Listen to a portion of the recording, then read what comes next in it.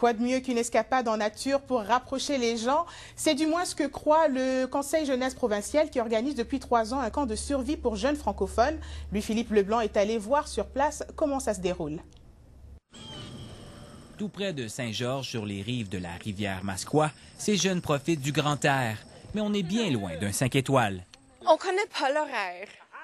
On sait pas qu'est-ce qui se passe.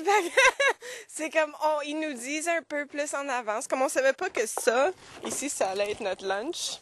Il s'agit d'une boulette de pémican, une vieille recette datant des voyageurs. On faisait le pémican pour pouvoir survivre l'hiver parce que ça se gardait très très bien. C'est la viande séchée puis c'est du gras.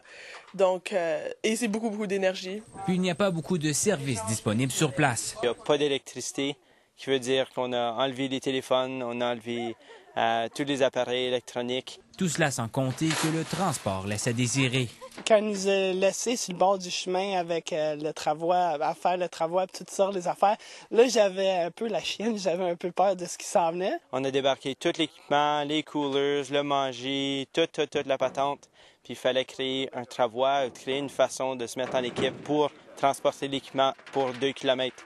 Ça les a pris 3 heures de temps, donc c'est un brise-glace, mais c'est quand même un peu méchant. Tous ces inconvénients font partie du jeu. Il s'agit d'un camp de survie pour rapprocher les futurs chefs de file de la francophonie.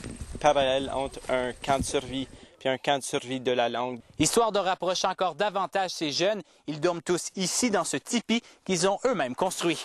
Ils devront réaliser plusieurs tâches comme tanner une fourrure.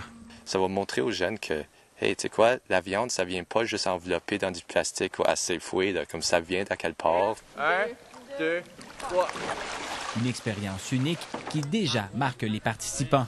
C'est vraiment le fun d'avoir une chance de juste faire du camping, puis tout le monde parle français, notre beau franglais franco-manitobain, là, puis on s'entend tous, là, on se comprend. Louis-Philippe Leblanc, Radio-Canada, près de Saint-Georges.